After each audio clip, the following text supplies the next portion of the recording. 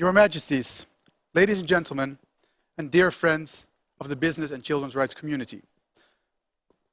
My name is Ruben Brunsveld, and I will be your moderator here today. Soon we will hear from the Secretary General of the Global Child Forum, Kajsa Viking. But before we go over to her, it is my sincere honor and pleasure to ask the honorary chairman of the Global Child Forum, His Majesty King Carl XVI Gustaf, to address us and to formally open the first Digital Action Lab. Ladies and gentlemen, well, I hope you're all there. Welcome to Global Child Forum's first Digital Lab. Her Majesty and I started Global Child Forum over 10 years ago as a platform to advance children's rights. We started with a series of questions such as what role can business play to improve the lives of children? How can we work together to achieve this mission? And what tools and resources do we need? We have been discussing these questions since the founding of Global Child Forum. And we will continue today with even more urgency. Everyone, everywhere, have been affected by the coronavirus, not least the children, all across the world. It has put children's rights under serious pressure. And that is why I am especially engaged to see so many of you attending this first Action Lab session, the first digital meeting out of 4. As we all know, business is a driver of both economic and social change. Regardless of sectors, companies have an enormous impact on children's lives. And that power comes with a great responsibility. Ladies and gentlemen, your presence here today is important. Because to support one child is the first step to support an entire generation. Once again, a warm welcome and thank you.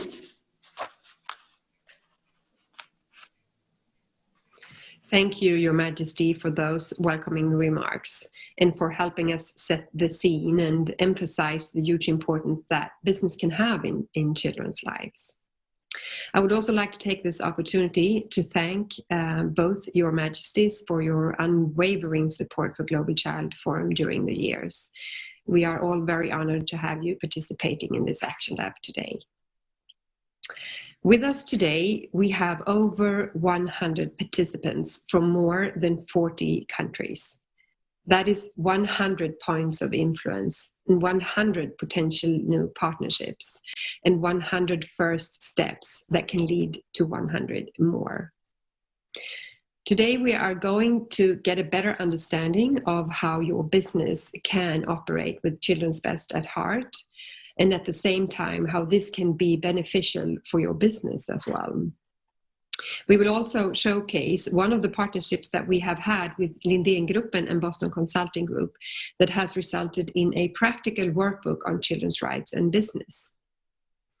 In 2 weeks from now, on October the 20th, our second Action Lab will focus on the changemaker generation and how can we tap into the power of youth and the changemaker generation and from their perspectives as activists and consumers and digital natives. In early November, we will focus on the dire state of the environment and more specifically what this means for children and their health. And to conclude the series, on November the 20th, we will focus on the timely topic of data mining and the implications that that has on children. With more and more children spending their days online, we're going to explore the tensions between products and services that are actually beneficial for children and the risks inherent with the collection of their data. Those themes might seem a bit diverse, yet together they will give you a fuller picture of what children's rights actually means in the world of business. And I also want to underline that you have all been handpicked and specifically invited to this series due to our belief that you, in your roles or in your companies, can make the biggest impact through your operations and communities. We don't expect you to do this alone. Partnerships are key. We're all here to support one another. And I think you've all heard that it takes a village to raise a child, and together we're all a part of that village. So I want to thank you for your interest, and I'm really looking forward to seeing you all here during the coming weeks to dig deeper into the challenges and opportunities that we face when business is engaging with children's rights. But for now, I will hand over to the studio in Stockholm and to Ruben Brunswald, who is our moderator that will guide us through this day today. And Ruben, let's roll up our sleeves and get down to business. Thank you very much, Kaisa. And I would like to join Kaisa in thanking His Majesty for his kind words, and in fact thank him and the whole royal family and court for their long-standing engagement and commitment to improving children's rights, which is underlined by the fact that His Majesty will be with us during this entire session today. Now, His Majesty also said to support one child is the first step to support an entire generation. That's one of these very strong sentences that perhaps somebody would want to take up as a clue on Twitter or social media. So we just wanted to say that if you want to say something on the social media about this forum, please use the hashtag GCForum2020, GCForum2020, so that we can find your hashtag and that we can also look at all your comments. Now, before we dive really into the content, I would like to know what's going on with you, what you are thinking about.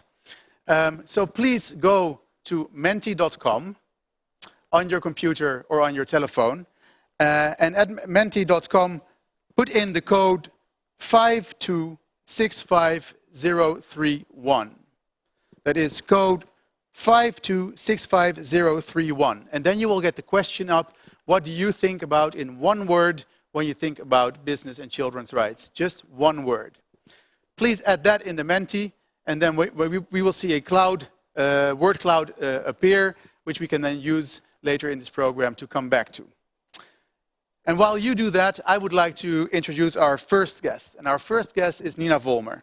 Nina is research manager at the Global Child Forum and works, amongst others, with product development and impact measurement in children's rights and business. Welcome, Nina. Thank you, Ruben. It's a pleasure to be here.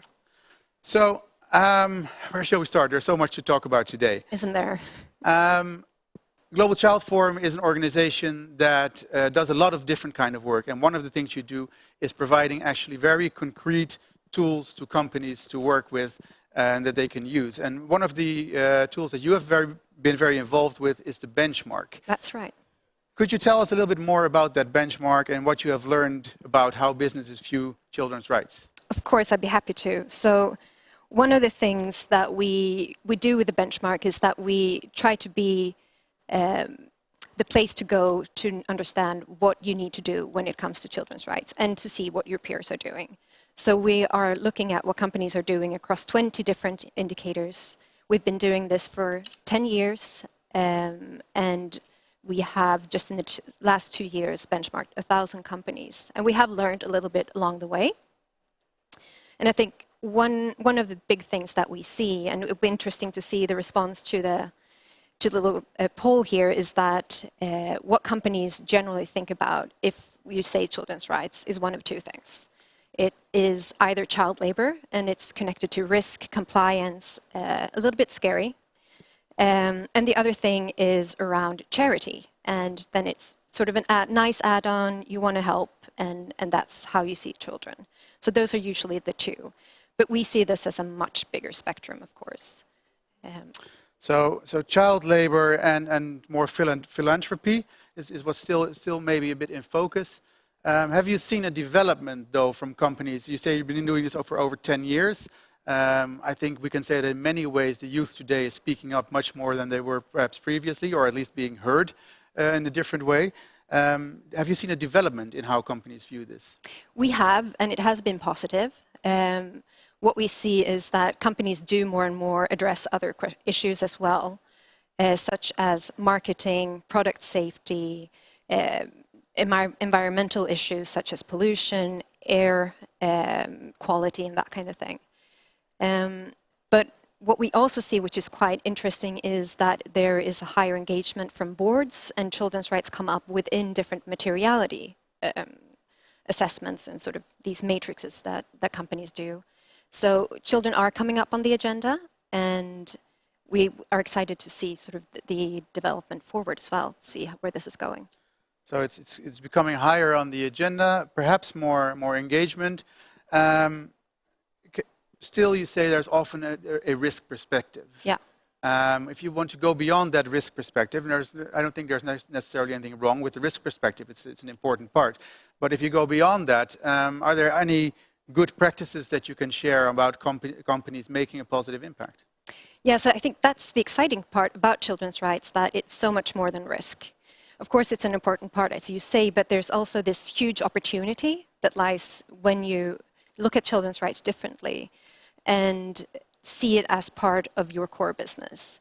So, for example, companies that have done this in a different way, they see how children are sort of touched, or they have connections with children's lives in very different ways. And by engaging with that, there are so many positive effects. For example, children are often not seen, but they are the children of your employees.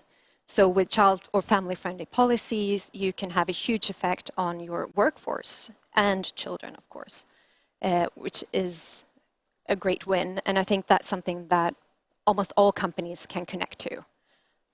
So when we talk about children's rights, we should think not only about child labor and the direct impact on the child, but also about caretakers, parents, and the effect that that has on the living environment of children. Exactly, because companies are a big part of families' lives, and that does affect children in many ways, and it's different in different countries, so you have to sort of understand your context and where you are and see where is the biggest impact that you can have. You have looked at different sectors in these benchmarks, lots of companies, but also different sectors. Are there certain sectors where you've seen, yeah, they're standing out a bit, there are good practices there that we can highlight? Yeah, so one of the sectors that we see is standing out and is the telecoms sector. And it's exciting because I know we have an example from Telia that's coming later that will tell us more about that. But what we see is basically that they are leading, and it is because they have addressed children's rights throughout their value chain. So they are looking both at supply chains. We all hear about mining children and sort of minerals. Children are using their products. And they're also sort of companies at the forefront looking for good talent, so they need to take these family sort of aspects into the calculations as well. Very good. Now let's have a look. We can see the word cloud Exciting. over there, you and I. We see what has come out from the people that are with us here today, from all over the world. And the words that come up strongest are responsibility, essential, impact, future. They listen to the king, it seems. Perhaps the king has also entered a few words, who knows. Do you have any reflection when you see these words? It seems all very, very positive, doesn't it? Yeah, and I think it's interesting to see this because rather than being issues, it's more about sort of feelings toward what children's rights could be.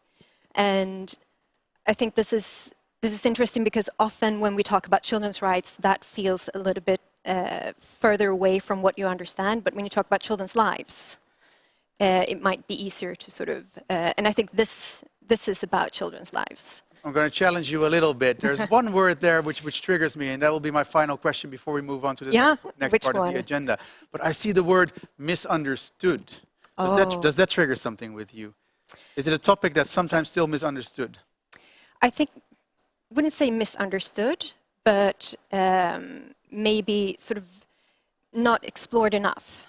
That you often stop at the child labor because that is big enough for you to take on. But I think oftentimes if you sort of dare to take a step beyond that, there's so much more that you can find out and benefit from. So more understanding, but not necessarily misunderstanding. Thank you very much, Nina, for that. Your work is invaluable and definitely also useful for many of the people that are with us here today. You will join us in a little bit again for the panel discussions and questions from the audience. But with that, we move on to the next part of our agenda. And for the next part of our agenda, we will be joined, as Nina already hinted on, by the CEO of Telia, Alison Kirkby. Alison. Hi, Ruben. Thank you. Now, we just heard some very nice words from Nina, who said that telecom is one of the sectors that scores relatively high in the benchmark. Why do you think that is, and why is it for Telia such an important part of your strategy? Well, why is it? Well, a third of internet users are actually children. And it's these tools that enrich and empower children's lives today, but also, if not managed well, they need to be protected. So we have always seen it as a huge responsibility for us to ensure that children's rights are integrated into our business, and have very much supported the framework that's been developed by Save the Children, by UNICEF, and by United Nations Global Compact. And what we're trying to do is actually better integrate that framework into everything we do in Telia to really ensure that these devices and the content they see online really are enriching, empowering, but we're also protecting. Because it might not be self-evident for everybody that exactly a telecom company is taking this as such a core issue. You're talking about the content of what children see, which is of course very important. But in the end, it also has to have a business value for you. So as Telia, how do you see the business value or the business case for you to engage with children's rights? Well, today's children are tomorrow's customer, and they make up society. And as a company, we have a responsibility to develop products and services that are good for our customers, whether they're children or adults. And also in today's world, corporates need to do good. And so we need to ensure the products and services that we are developing are actually helping society thrive. So it absolutely makes good business sense. And as a result of that, we've very much integrated children's rights into our processes, into our technologies. We build awareness and participation programs, and we're very proud of the different partnerships, whether it be with the Worldwide Childhood Foundation or with UNICEF and Save the Children, to really integrate it into what we do. You say in today's world, corporates need to do good. Is the time of pure shareholder thinking over? Well, you only need to listen to some of the biggest fund managers in the world, BlackRock, for example, and they are choosing where to invest their funds into companies that have a very clear purpose that will benefit society over the long term. And they've all the analysis says companies that are doing good for the societies they thrive from at the same time will develop better shareholder return over the long term than those that just focus on short-term profit. And why do you think that is? And then, I mean, it's fantastic to have somebody at your level, you're standing as a CEO here with us, because from a leadership perspective, why is that so crucial? Well, first of all, it allows, if you have a purpose that is very much focused on benefiting society, you're more likely to attract some of the best talent in society to come and work for you. And as we develop products and services and market them to our customers, customers are increasingly looking at those brands and services that deliver good for society, for sustainability, for provenance. So it is good for business because we can attract people, the best people, and consumers are starting to choose the brands and services that are associated with doing good. I was about to say, you mentioned customers, consumers. Is there that external pressure on you? Do you feel that as a company? An expectation from society? Absolutely, absolutely. I hear it from my owners. My biggest owner is the Swedish state, and they expect us, coming out of COVID, to be helping society digitalize and contribute to sustainability going forward, at the same time as delivering shareholder return. Which is always an intricate puzzle. But I hear you say that it's crucial to be involved both from the perspective of risk, from the perspective of added value, shared value. And you are obviously very involved in this topic, but I can understand that there might be people out there watching here who are not or not yet at CEO level, and who really want to make a difference, but they might be struggling with getting their top management involved. So what would be your tip to those of you who would say, well, I want to make a difference, but I can't move top management to join me here? What would you say? How can you engage top management? Well, I'd say two things. You always need to be listening to the voice of your customers. And let's remember that children are our customers. They might not pay the bills today, but they'll definitely pay the bills in the future. So putting the voice of the customer at the heart of your strategy and having a purpose that goes beyond profit is critically important. And that's touching all of the elements of ESG, whether that be environment, sustainability, or also societal good. And the whole linkage of business with child protection and child empowerment and child rights is absolutely key to societal and sustainability good going forward. Thank you. That's very inspirational, and I hope that everybody out there feels that inspiration as well. With that, we are going to move on. I'm going to ask you to take a seat there together with Nina. And thank you for being such a fantastic inspiration and example of engagement at top management. We're going to take some questions from all of you out there. So what I would like you to do is at the bottom of your screen, and if you are in full screen, please exit full screen so that you can see the bottom of your screen. There's a box where you can enter questions. Now, there are also two boxes for your name and organization, but please know that those are not obligatory. Even if you do not enter your name or organization there, your question will come through to us. Having said that, we can, of course, not guarantee that all your questions will be taken up in this panel, because there might be, hopefully, a lot of questions coming through. So we have with us Nina and Alison, and I will join you over here on the chairs to continue this discussion. Nina, first question to you. How do you feel when you hear Alison speak? It's like music to my ears. No, but we were just saying here backstage that there's such great arguments that you're making in terms of it's not about doing good because you like children, but it's actually doing good because it makes sense and it has a long-term profit at the end of that. And being a good company in the end also has an effect on your bottom line. Mm-hmm. And where do you, Alison, where do you see this going forward for Telia? What are the possible hindrances on the way that you see at the moment, but where do you see also the opportunities? Well, I think we need to do more of what we're already doing today. So we have a children's advisory panel that we have consulted with around 10,000 children aged between 10 to 18 over the last 5 years, where we bring them in, we listen to them, we understand what it's like to be online. We use those forums to educate them on how to behave online, or it also gives us input onto some of the new products and services that we can develop. The other thing we do is through our Unite platform, we actually bring in children with their parents and actually train them on how to behave in a responsible way online.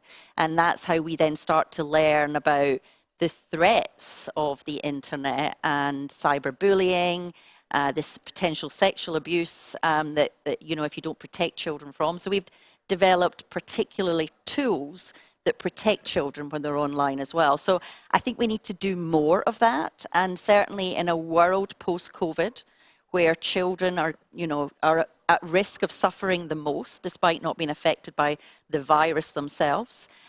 We need to ensure that the inequality divide doesn't increase. And so we've got a huge responsibility to teach digital skills, to make sure that education is available online, because that's the real risk for children, children's rights and children's development after COVID. So we're doing great things, but we've got much more to do.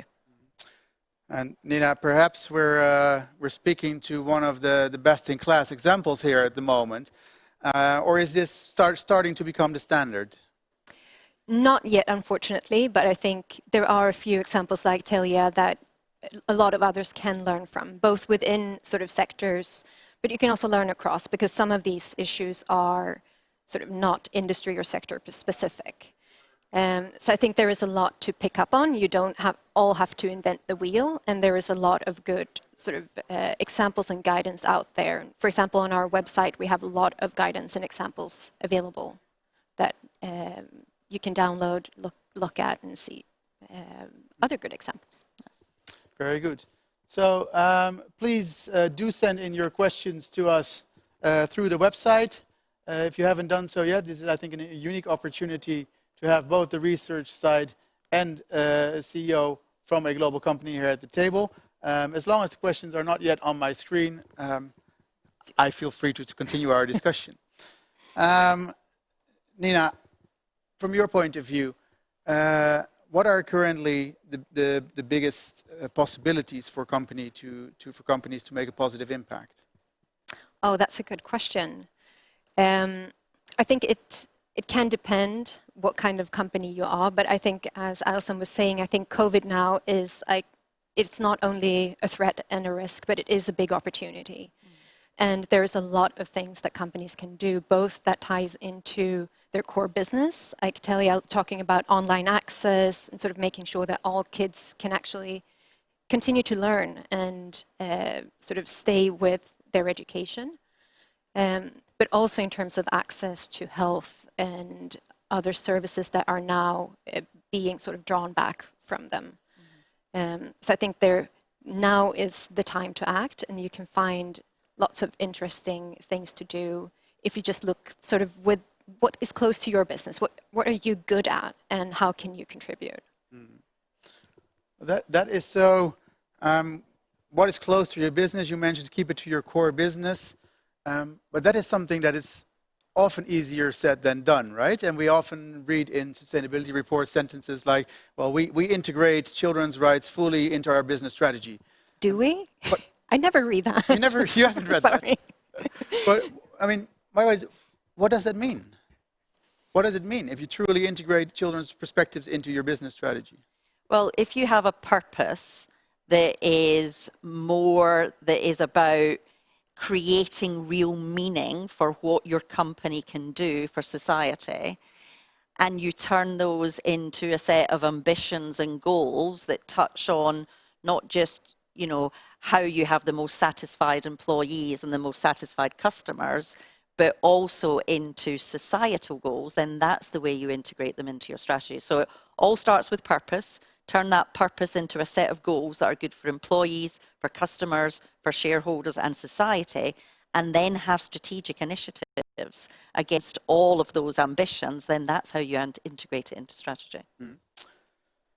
We have a very complicated question from one of our viewers who asks, how do you integrate the 17 UN Sustainable Development Goals into your business goals? That's a big thing to integrate, perhaps all 17, but how do you work at Telia with the SDGs? You pick the relevant ones for your business, and you focus on them, and you measure your progress against them. So we established a set of daring goals that were very much linked to the environment, and net zero, and they are fully integrated into our business strategy now.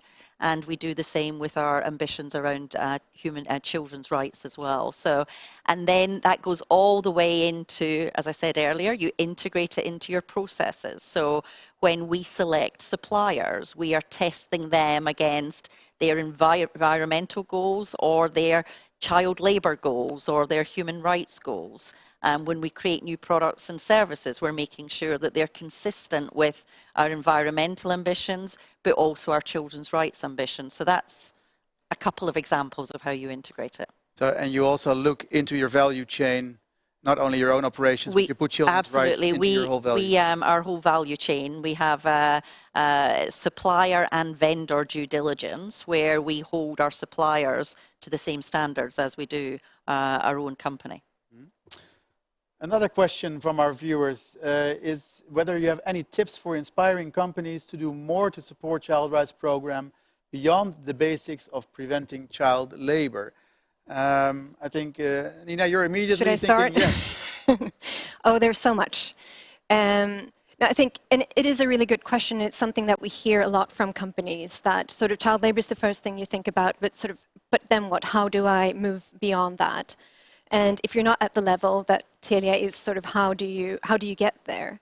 And I think it's about, as you said, it's making it a perspective rather than something that you add on. So you look at your business and you think in each segment, for example, human resources or your supply chain or your products, where are children sort of, where do we come in contact with children in different ways? And also, it's about focusing, because you can find out it's a million ways, and then you can't do it all. So you need to sort of figure out where can I do the most, where do I have the most capacity, but also think about where is my impact the greatest. So children's rights should not be a separate budget line, but should be a children's rights perspective on horizontally on all your activities. Yeah, I think that's an easier way of thinking about it rather than adding it on afterwards, because then there's so much you have to do before you can get there.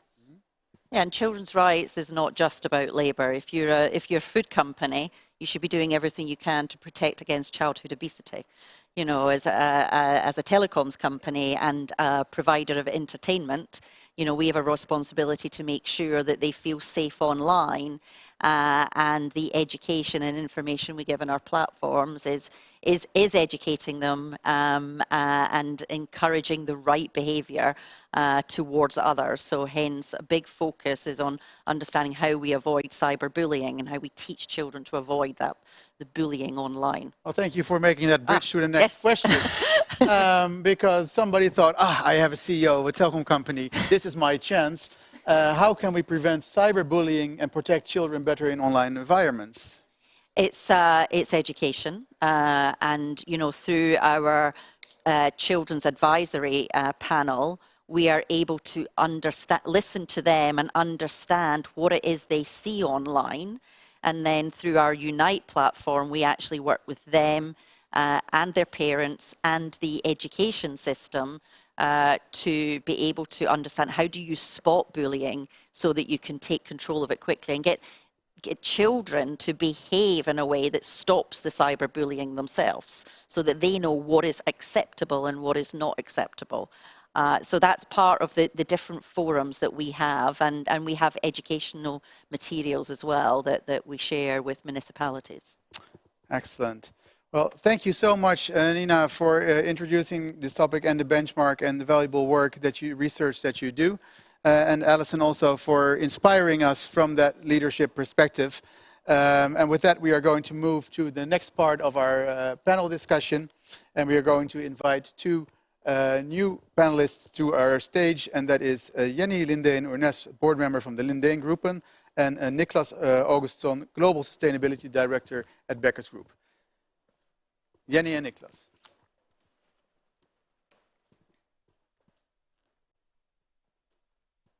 Please join me here.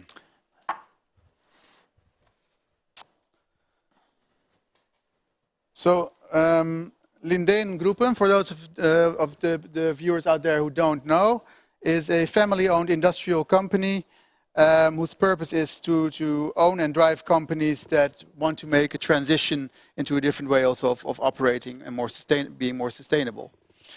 That is quite a mission statement, Jenny. Why is it that sustainability in general, but children's rights in specific, is so material and so important for Linde and Gruppen? Well, I mean, we, like Alison was saying, I mean, we are a purpose-driven group. I think it very much starts with having a strong purpose. But even so, for a long time, we actually spoke about children largely in terms of the future generation. But we affect children in everything we do, every day. Their parents work in our companies. Sometimes they use our products. We operate our business in the communities where they grow up.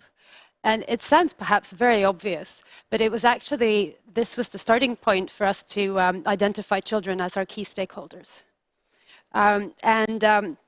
We are convinced that implementing a children's rights perspective is a very important step in our sustainability journey, and that it will lead to really a much stronger result in terms of our business, in terms of our people who work for us, and obviously the children themselves. Okay, because we just heard Alison say that every company has to kind of apply it to its own business reality. Because the companies that are part of Linde and Gruppen, and we're meeting a couple of them today, and Niklas is from one of the companies, it might not be self-evident always to think a company that is into industrial coatings should think about children's rights. But you've been on this journey for a while, and you decided to invest time and energy together with the Global Child Forum, develop a workbook. Why did that come to life? Where did that idea spawn from? Well, I mean, firstly, in terms of why it's important, is really that we've seen that our experience that with working with children's rights, when the companies, the more they get to know, the more they learn, the more material the more material the impact is, and knowledge and insight of that really drives the change. But for us, there was a real turning point in 2018. We attended the forum at the Palace together with some of our CEOs and some of our sustainability directors. And it became very clear to us that introducing, because the forum then was all about child participation, and it became clear to us that we needed support in implementing a process of being able to work with children's rights in an authentic way. The children need to be empowered. It can be quite tricky, and that was highlighted at the forum. So we made a pledge. Everyone at that forum was invited to make a pledge. So we made a pledge to create a framework or a guide that would help us and hopefully others to implement children's voices, is what we called it then, because that's what we sort of saw was the need. But that was the original idea for the workbook. Okay, so that started at the Global Child Forum 2 years ago. And Niklas, you are from Becker's Group, and you work with, you produce industrial coatings. Like I said, perhaps not immediately obvious for everybody how children's rights come into this picture, and yet you became very engaged. What has been, in a minute, what's been your journey, both from a company and perhaps personal perspective, into this topic? Yeah, I mean, for me personally, when I go back some years and was thinking about business and children's rights and how it relates to each other, it was very much into child labor. But I'm happy that I have broadened my scope with great support from a lot of different people and organizations, of course, because that's what it is. It's of course much broader and quite complex. And the Child Forum 2018 was really inspiring. But I think that's important for us business leaders to be open for the experts and to really try to learn about the topic, because it is, of course, important, as we know, but also quite complex.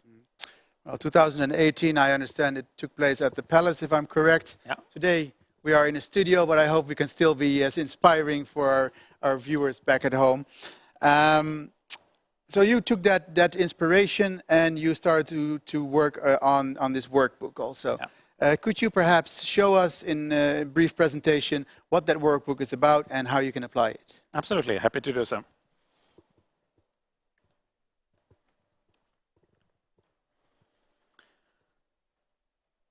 So, the workbook for business has been a great collaboration between Global Child Forum, Lindengruppen and Boston Consulting Group. As you can see as well, it has been quite many companies and organizations that has been part of the journey, from scoping the entire project to also piloting the final drafts. But also we have a number of companies and organizations that have been very engaged in actually to make sure that we cover and capture all the different needs in such a workbook. So I would like to thank all of the participants and all the companies and organizations that has been involved. The workbook has been designed to be easily accessible, but also to inspire how to implement children's rights perspective into business decisions and also to the operation as such. It is a tool or a guide to actually navigate in existing tools. And also not just to inspire how to implement the children's rights, but also to integrate it into the existing and current processes in a company. So it's not a new framework, it's not a compliance tool, and it's not aimed for children's rights professionals. What you can see here is the structure of the workbook is actually four different chapters. The first one is aimed for the leadership team in an organization to really define the different responsibilities. The following 3 chapters are aimed for sustainability experts. So really to make the real actions and the work as such, which starts with the learning, mapping the impact, commit, and then going into actions. The guidance is aligned with the 2 major and key standards for children's rights. The first one is the guiding principle on business and human rights. That one states that you should have 3 different things in place as a company. First of all, a policy, a due diligence framework, and then also a remediation process. The second standard is the children's rights and business principles. And that one suggests that you as a company actually should map and your impact of children's rights into the 3 areas of workplace, marketplace, and also community and environment. So these frameworks has been combined into the workbook and really to guide you through as a company to make these things that is stated in the standards. We also have some key elements that I would like to show you in terms of what you can find in the workbook. First of all, it is a written guidance to provide technical and knowledge support. It's also a number of links to other tools to provide evidence. You will find diagrams and charts to show and explain the process. There are a number of tip boxes to highlight and important points and key consideration that needs to be taken. And there are also a number of best practice examples of various industries and sectors. Templates that you can use to make and follow the process in the workbook. And then finally, a number of checklists to really tick off the different steps that you need to take. So that is just a very quick overview of the workbook. And as you see, it is really designed to be a tangible guide for you to really try to implement the children's rights into the business.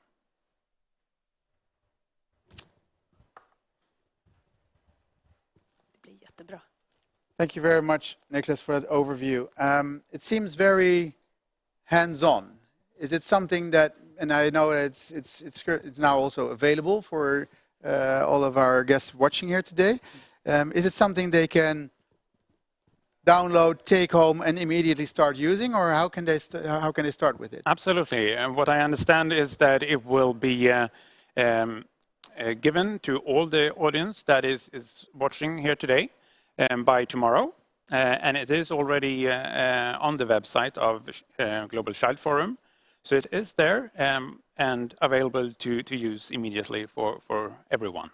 And one of the key elements that you just shown us from the web, from the workbook was also to identify your stakeholders. Yeah. It's also one of these processes that's easier said than done, because we think we know all our relevant stakeholders, but you don't know what you don't know, right? And often children are exactly in that category when they tend to be forgotten.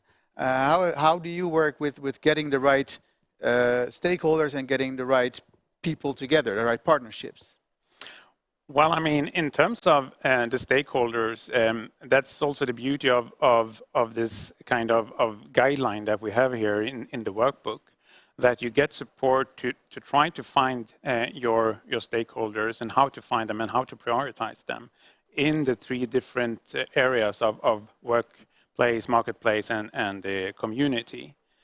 Because as I see it, before we used the workbook, it was obvious to find the more direct impact of children's rights into the company. But what came out from this work that we did was also to find the indirect impacts that is a little bit more diffuse or difficult to find, but equally important. Can we make that a step more concrete for our viewers? What was your direct impact, and could you give an example of a direct impact and an indirect impact that then came on your radar as a result of this? Yeah, I mean, the direct impact is, of course, the obvious thing with, for instance, child labor in the value chain, where you might have a risk of that. The indirect thing is also the child has, the rights is, of course, to have a caregiver and a healthy caregiver or parent. And they are working in our supply chain as well, and they need to have a good working condition, healthy environment as well, which is then indirectly affecting the child as well. Right, so again, that point of child labor going beyond the child, but we really have to look at the ecosystem around the child and how we impact that. Exactly. At this point, I would like to add a few people to our panel. And we are adding some people through link, and that is Mr. Ian Laird, Managing Director of Alex Beck, Mr. Dennis van Schie, CEO of Collard, and Mr. Richard Llewellyn, a Sustainability Officer at Collard. Welcome, gentlemen. Hello, nice to see you all. Can I ask you just briefly for our viewers, because where are you sitting, and from where are you joining us today? I'm Ian Laird. I'm in Scotland, in Glasgow, and our company is called Alex Begg, and we design and manufacture luxury textiles here in Scotland. And here from London, Dennis and Richard, West London, close to White City. For those who know London, we make, market, and sell art materials globally. That's us. Yes, I think that's one of the. I mean, COVID has brought us a lot of negative things, but one of the positives might be that we're so much more used to working in this environment now, aren't we? That we can bring in speakers globally like this, and we really appreciate that you're taking your time to join us here today. Because, like Niklas, you have also been on a journey in working with the workbook and perhaps expanding your view on children's rights and what that means to business. I would like to start with Ian from Alex Beck, producer of luxurious accessoires. It might be a sector where people think, well, We understand in shoals there might be, in Kashmir, there might be risks for child labor in producing countries, but how does that further impact child rights? How has your view been broadened as a result of this process?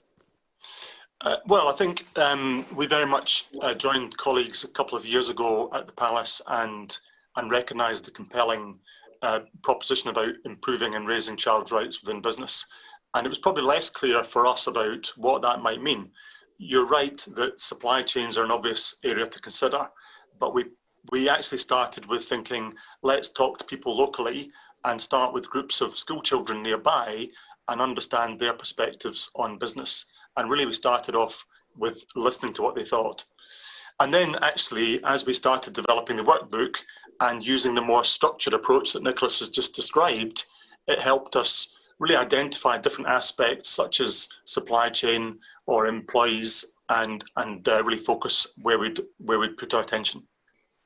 So you really went out and as Nicholas just said, talked to your stakeholders. I mean, you took that very literally and went into local schools and talked to children about what they thought was important. Absolutely, and in part it was because we didn't quite know where to start. And one of the obvious things was when we're talking about listening to children's voices, and we didn't know where to start, and yet we had a strong drive to say, we can't think this is important and do nothing. Let's just make a start listening to children, hear the voices and get their perspectives. And that led on to changes through things like how we're doing recruitment. It meant changes in terms of things like family days, where we've invited employees to bring their children into the business to understand what's happening so they can understand what's happening in their parents' lives. So by putting that lens on, you really saw a different perspective. Yes. Fantastic. We move to Collard, Mr. Van Schie and Mr. Llewellyn. Collard might be a little bit more easy for us to comprehend. And immediately you are one of the world leading companies in artist materials, creative materials, paints, brushes, paints that can also be applied perhaps on body paints. How was it for you to start this process, and how has it changed your perspective? So it definitely has changed our perspective, and like you say, it's more obvious to explain why this is important for us, right? I was thinking about using the famous quote from Picasso, who once said that every child is an artist. The problem is how to remain an artist as we grow up. So on the one side, we really, of course, need to understand how children use our products and how they engage with the brand, and that is on so many levels, in packaging and communication, in safety, etc. And the other perspective, which was a big learning for us, and even if we are just in the beginning of the process and a bit behind Ian and friends, but is to remain an artist as we grow up, and continuously think and look at our business with complete open eyes and full curiosity, to almost act and behave like a child yourself, because then you will see different things that you would normally not see if you live in a world as adults with preset values and standard ways of working. So it's a very hands-on perspective for us, because children use our products. At the same time, it's spiritual and visionary to see the world and our business through the eyes of children. Mm-hmm. And I would ask, well, any of our panel members, because we are talking today also about the business value and the business case of engaging with children's rights beyond us all wanting to do the morally right thing, right? So how has it been in your experience from that perspective? Has it given you any business advantage to have that lens on? To any of the companies? I might just start with that. I don't think that's probably been our primary driver. I think it's probably more relating to the purpose, and Jenny talked about the organisation and the values. It's probably more aligned to that, in that if we want to lead a transition to a more sustainable world, then thinking about our behaviours and business being a force for good is part of how we do business. I think we also feel that fundamentally that will be more attractive to our customers in due course, but there's not going to be a short-term impact. I don't think we will necessarily sell more next year through what we're doing.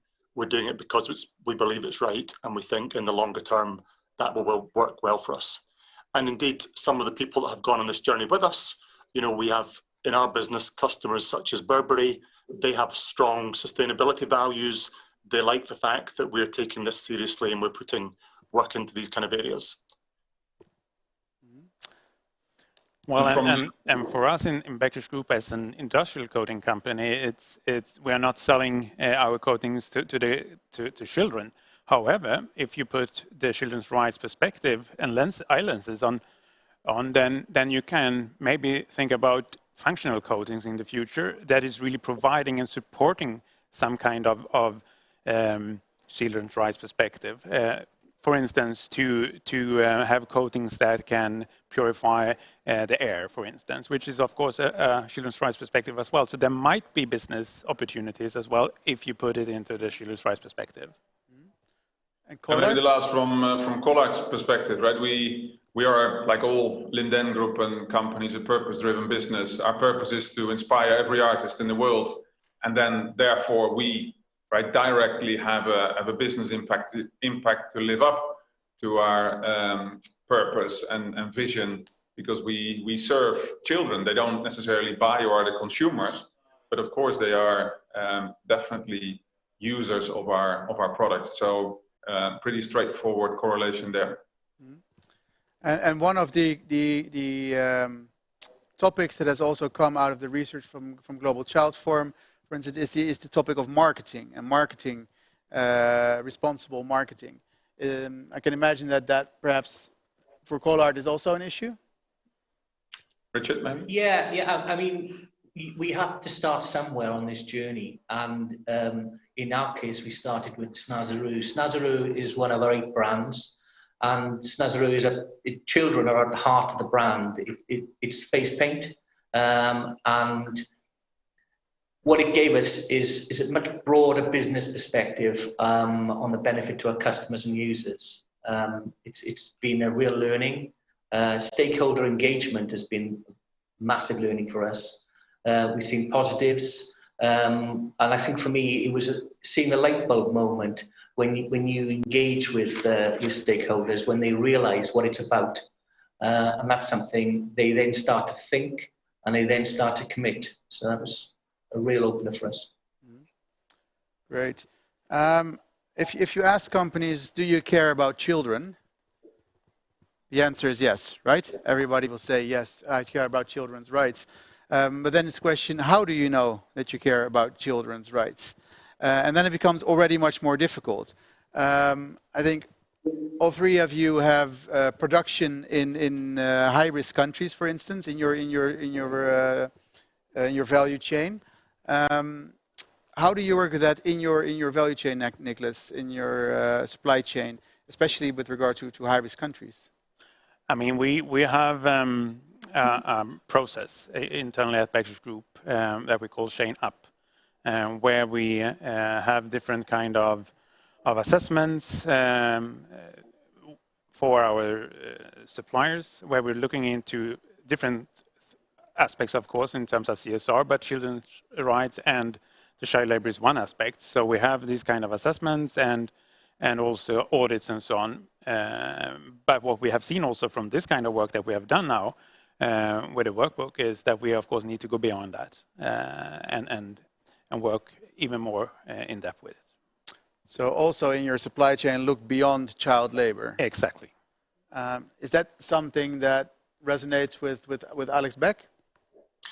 Absolutely, and in fact, because we use natural materials, really the highest quality materials, but it may be from cashmere goats living in Mongolia, we have for a long time had animal welfare policies, and actually what has been strange is almost having animal welfare policies before children's rights policies. And what we've done over the last couple of years is actually just layer it on top, so that as we're looking at our supply chain generally, certainly things like animal welfare comes in, but so too is making sure that, you know, the whole farming communities, the nomadic herding that happens in Mongolia, that we're also paying attention to things like education of herders and making sure that that's the top of focus as well. Fantastic. Collard? Yeah, I think even, as Ian has mentioned, we as a business, we've got internal procedures and we have external audits, so we've always focused on things like child labour. But what I think this has really opened our eyes to is that we've got too many assumptions, and it does show gaps and flaws in our procedures, and the potential risks that are highlighted from seeing that. So it's a really helpful tool in that respect. Thank you, Mr. Llewellyn, for also highlighting gaps and risks, because that's where I was going towards, is that I think, well, we have fantastic inspirational people around the table. We have some perhaps best-in-class companies around the table, but we honestly learn most perhaps from our mistakes. Have there been any bumps along the road where you tried to get going with it and struggled and realized, oh, that wasn't as easy as I thought? Something that perhaps our audience can learn from.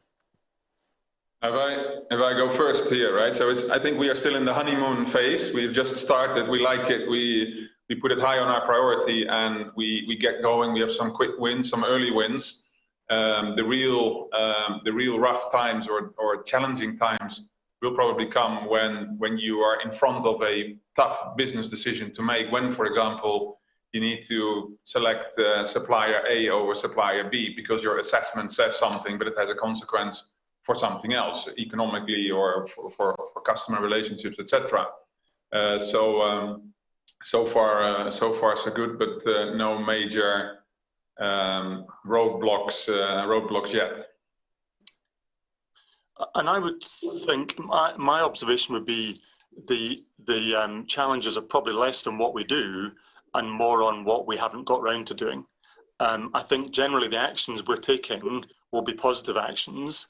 And I think the mistakes, if I like, will be not taking action fast enough. And that might be because of waiting to get the right plan or the right analysis or waiting for the right time. And I think the bigger mistake is waiting too long or postponing or delaying, because the time for action is really now. And so I think the mistake, is the delay. I think the call to action really is get a plan. The workbook's a great tool to help people do that, and then get going. Certainly we'll implement things that will change as we go, but the biggest failure is really not to get started. Mr. Van Schie, you mentioned you had some quick wins. Could you share an example? So one good example is, for example, on the Snazaroo packaging, where we use imagery of children. And when we checked, of course, with the agencies that provided those imagery, how well all the rights to use those imagery were covered through contracts, through in the right way, engaged with those who care for those children. That was actually not necessarily all being done in a proper way. So it's very simple and straightforward, but just by thinking about it, checking it, and being aware, we can do something about it now. And like Ian says, I fully agree, right? Not doing anything, not starting, that's the biggest mistake we can make. Niklas? Yeah, I mean, we are also in the very beginning of the journey, so to say, but I see more the challenge that we have in terms of the supply chain as well, and go to tier 2 and 3 and 4, and how to make that kind of risk assessments, and how to make the kind of right decisions there as well, and to capture all the different risks for the different countries, because we have a very global supply chain. I can also imagine that this must be a topic that once you start engaging, that internally there might be some positive benefits in terms of your team, in terms of the work, in terms of how people view the work that they're doing, which is something that's more and more important for people. Have you seen such effects in your organizations? Absolutely. I mean, when we now have started to work with it, it has really increased awareness, of course, but also then the engagement within the organization. So that's, of course, something very positive, which is also great now when we would like to take the next steps here. Okay, we have another 20 to 25 minutes to go. So I would like to invite our guests at home or participants at home to this seminar to start entering their questions also, again, into the forum online so that we can put them in this panel. Like I said, it's a rare opportunity to have all of you here gathered here today and to be able to benefit from the experiences that you already have with the workbook. I would like to, before I go on to those questions, one more question for you, for Jenny. It's very inspirational that you, as a family-owned group, I think have these values and sustainability so much at the core of what you do. How do you see that benefiting an organization such as Linde & Gruppe? Well, I think, it's absolutely central to what we do. And it's central to attracting the right talent. It's central to taking the businesses that have been part of our heritage into the future. Our companies are all industrial companies with quite heavy footprints, with substantial challenges. So we've made a lot of progress over the years, but we have very far to go. And with children's rights, we also have very far to go. But the interesting thing with introducing and implementing a children's rights perspective is that it changes and accentuates almost all sustainability challenges. Because when you start looking at things from the perspective of a child, it becomes much easier to make the decisions. You asked previously about, or Dennis referred to, how do you make a decision? But if you're taking the child's perspective, suddenly these decisions become much easier. So I'm a firm believer in that adopting a children's rights perspective is going to make huge difference in terms of sustainability performance. If you take the child's perspective, those difficult decisions become much easier. Yeah. I'm afraid you might be right, so I'm glad my daughters are not watching. That would make for an interesting conversation back at home. All right, so let's go to some questions from our viewers. And I love it when there are some critical or maybe even slightly cynical questions coming up, because somebody is not quite convinced of the business case yet and says, can any of the speakers share with us if they have realized any financial gains from integrating children's rights into their operations? Any concrete financial gains to be made out of engaging?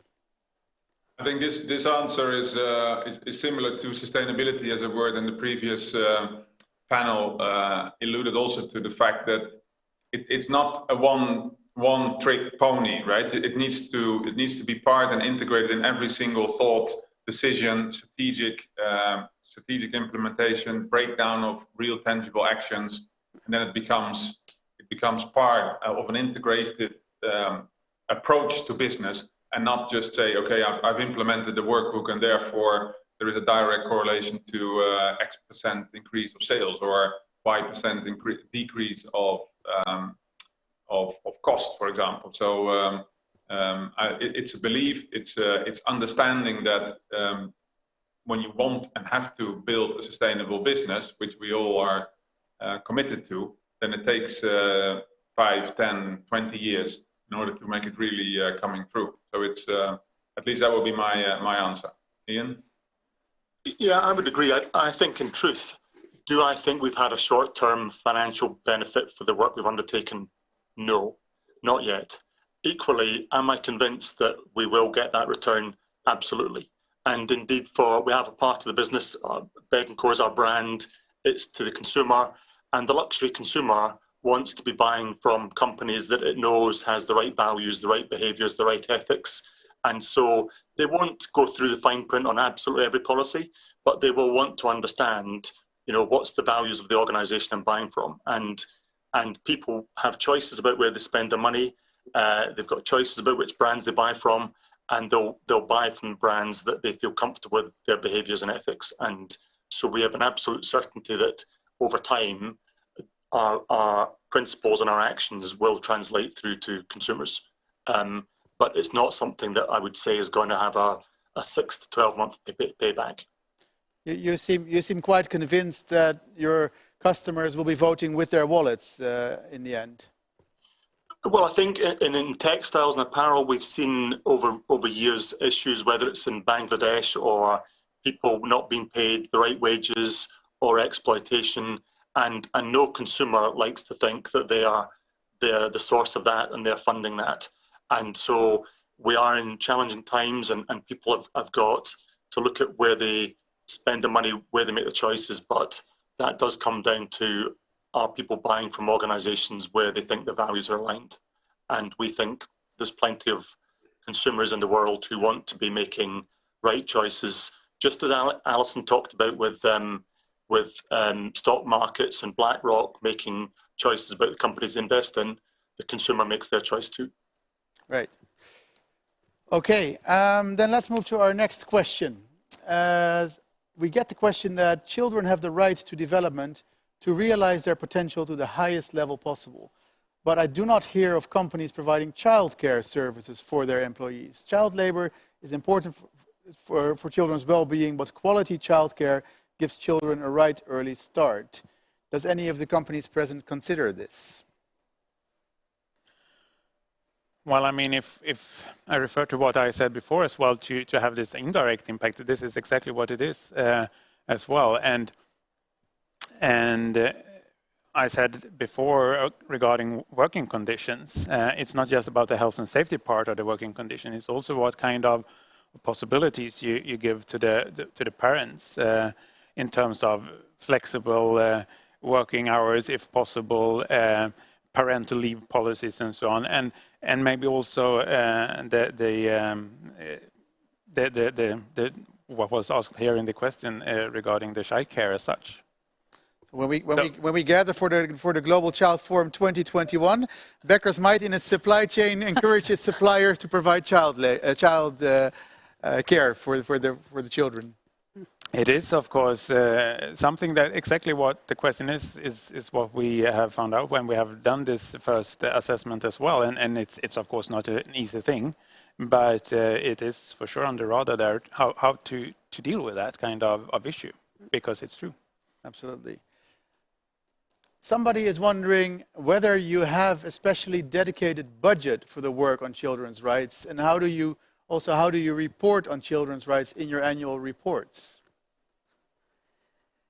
So we don't have a specific budget for children's rights, and again, it's part of an integrated mindset and way of working in processes, in visions, in target settings, etc. To treat this as a separate cost center, etc., it's actually then you make a big mistake. So for us, we are just starting. We're starting with 1 out of 8 brands that we have to really test the workbook. And then on that basis, we will roll it out in other parts of the business. And I can perhaps answer the second part, which because at Lindengruppen level, I mean, we have a framework, a sustainability framework that we developed ourselves, and where initially the questions regarding to children were more centered around child labor and preventing that. And obviously we have now added and are increasingly adding areas that take into much greater considerations of children's rights. But we report according to GRI in addition obviously to our own sustainability framework. And the framework was set up so that our companies would report into it on an annual basis so that we can actually track the progress. And tracking the progress and being very transparent with that is very important. Even if, as you mentioned earlier, that sometimes you might be disappointed when you see certain results, it's very important to take it for what it is and to build from there. You use a word that always triggers me a bit, because it's also one of these words that is so frequently used, but then if you dig down in it, what does it mean? You say it's very important to be transparent about it. Yeah. What does that mean in practice? Well, it means that that initially when we started tracking and we started reporting, the results were much poorer than what we expected, and we were quite disappointed. And I was quite shocked. But you have to be open and transparent about this. So because I think otherwise you can't improve. It's extremely important to measure every step of the progress. And also to be open with the improvements that is needed. Yes. So it doesn't become like a marketing thing. That's completely and you mentioned measurement, amount as an indicator, the amount of incidents of child labor encountered in a year is something you can measure, perhaps. But for many of these things in the social field, it's so difficult to measure, right? How do you measure the health impact? How do you measure the safety of the parents? Have you managed to build concrete indicators and KPIs? Well, we're not as advanced as specific as that, but at this point now, I mean, we have questions with regards to, is there a system? You know, there are different levels. So is there a system for making the right assessments? You know, and this is where the workbook comes in, because with the journey that we are on with the workbook, we will be able to ask much more specific questions in the future. But at the moment, it's about establishing different levels of assessments so that we can track that the progress is being made. I think I would add as well, because we're driven more by the internal values rather than a compliance issue. It's actually often more about doing what we believe is right. And so whether that's having, you know, people locally from school children involved in upcycling projects from waste, you know, of which there's no tangible measure, but we just think it's good activity. We're less driven by the measures and more by how do we start stimulating some of the activity that we think is right, that's helping us take steps and encouraging the promotion of those children's rights and activities. Thank you very much. Somebody asked, would third-party monitoring through, for instance, Save the Children or the Global Child Forum or another NGO be part of the solution to encourage businesses to step up their game?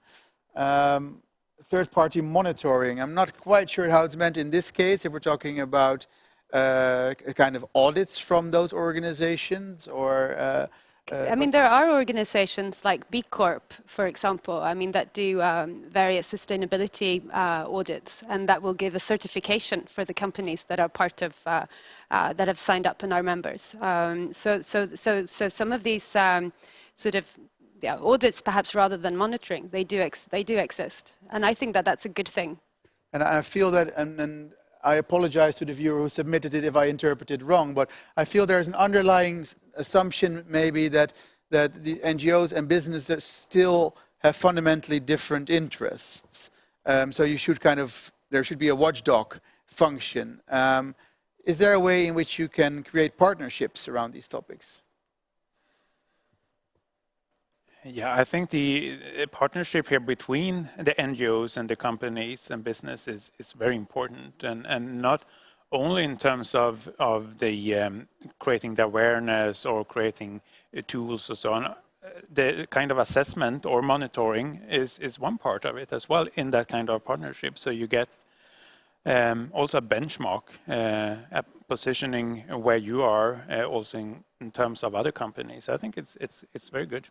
Yes, and I actually think that establishing strategic partnerships is very important for forwarding one's work with children's rights, especially because it can help with finding blind spots and really kind of give a greater insight.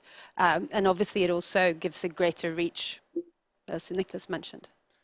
Do you have an example of such as blind spots that where a spotlight was shone on because of a partnership or through an NGO? Do we have an example? No, I think not yet. No. Not yet. No. But it can, not here yet. No. But it can help you to give a different perspective on it, Yes. because they come from a different angle. So our viewer has immediately come back to inform us that third-party monitoring exists through, for instance, the Ethical Toy Program. The Ethical Toy Program. I don't know if Collard is familiar with it.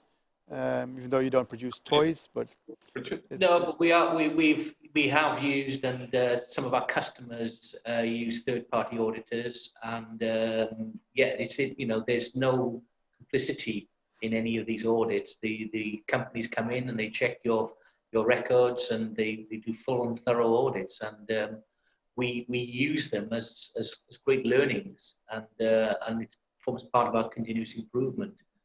When they pick us up on certain aspects. And when it comes to particularly some of our factory in the Far East, we've had companies, audit companies come in and check our HR records and also check our time records. It's worked very well for us. And since you started this journey with the workbook, has there anything that specifically surprised you?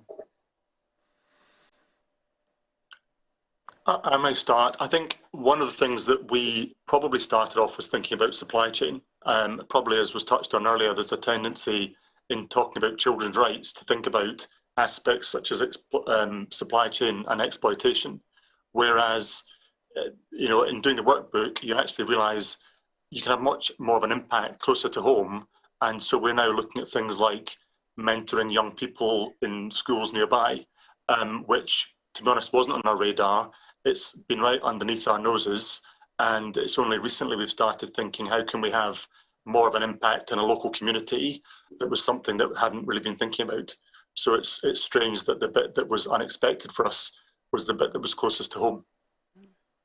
Yeah, and for us, I think, you know, Dennis talked earlier about the agencies that we use and the images of children, and it started getting us to think about our attitude to diversity, and whether or not there is unconscious bias in our marketing or in our the way we pick and choose imageries. That's been an interesting side of things. Oh, the topic of unconscious bias. That if we go there, we have a whole new 1.5 hours to go. Now, surprise, but it's a very important learning, at least for us, is also that we have not incorporated the children in our stakeholder dialogue enough, and we need to listen more to the children in the dialogue that we have in terms of different stakeholders, and that's definitely something that we have seen now in this journey so far, and that we need to work more on. It's not easy exactly how we're going to do it, but it's something that we have realized. Okay, we will take a few more questions, a few last questions from viewers. But before we do that, because I hear from what you're saying, you say really talk to the children. They are your stakeholders directly. And I heard Alison say the same thing, that they had set up a youth panel with children up to 15 years to go and talk to them. Is that something that in your respective business areas is common? Or because I think it's fantastic and it's inspirational, but I don't think that a lot of companies are actually at the moment putting that into action yet. No, I mean, as we in an industrial coating company, it's not obvious how to do it. But I mean, with the mapping we have done, we see that we have children's rights impacts and potential. So we, of course, then need to now explore and see how we can listen to the children as well. But I don't have an answer how that will look like. But we have realized it. We need to look into it. And that was very much the initiative for the workbook, or for a guide, because we realized that it's very challenging to do so in an authentic way, so it doesn't become child washing in terms of bringing in some children that you talk to and you might project. So it's actually quite a complicated, tricky business to do it in the right way, so that the children are empowered and that you understand how you go about it. So that in that part we are quite in our early journey, because we've only just started working with that sort of more area of the workbook. So engaging children in an authentic way that empowers them, and not just do child washing. That's a new term for me. It's a good one. I'll steal that from you. I think from Alex Beck we already heard examples how you do that. Collard, is it something you have done already, or is that because of your product something that is low-hanging fruit for you, or do you already do that? Go out directly, talk to the children?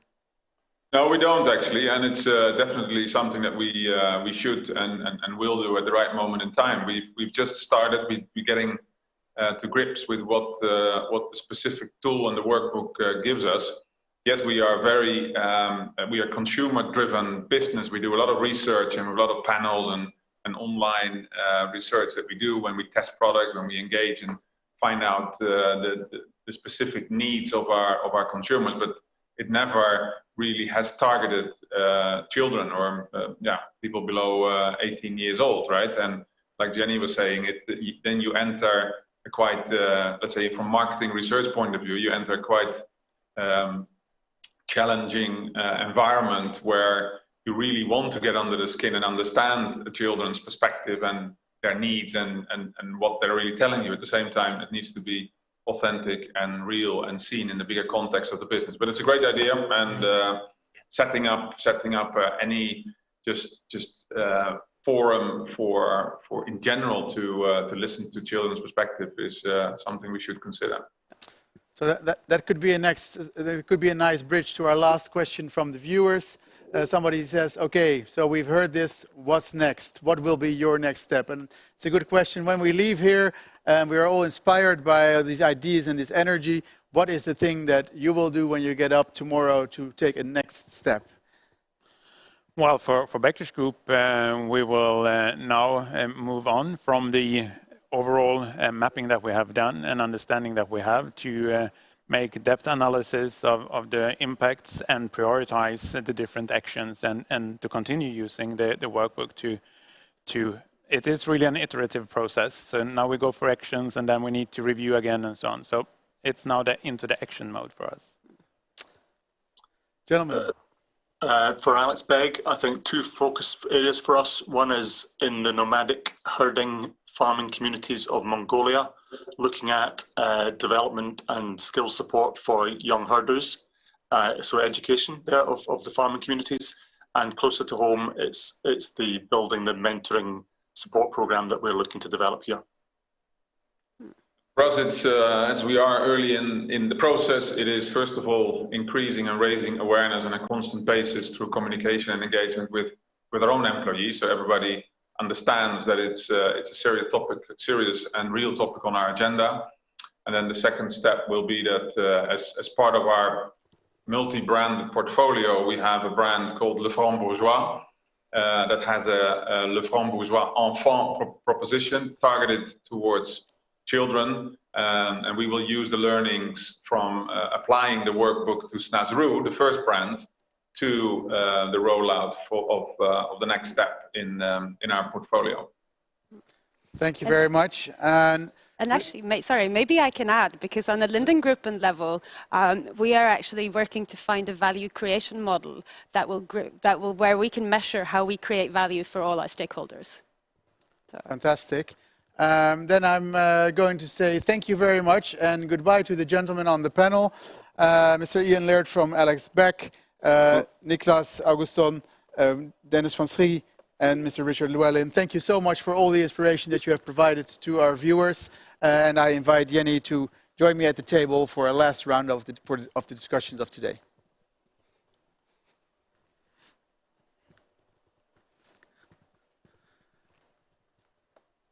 So, feels like we can exhale now, Jenny. Yes.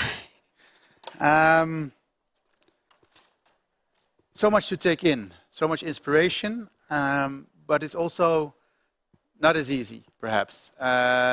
We heard from Nina saying how important it is to take it as a horizontal issue and put those children's rights lenses on everything. We heard from the companies about this workbook and how you can use it as a practical tool, but that it's also not that easy, perhaps.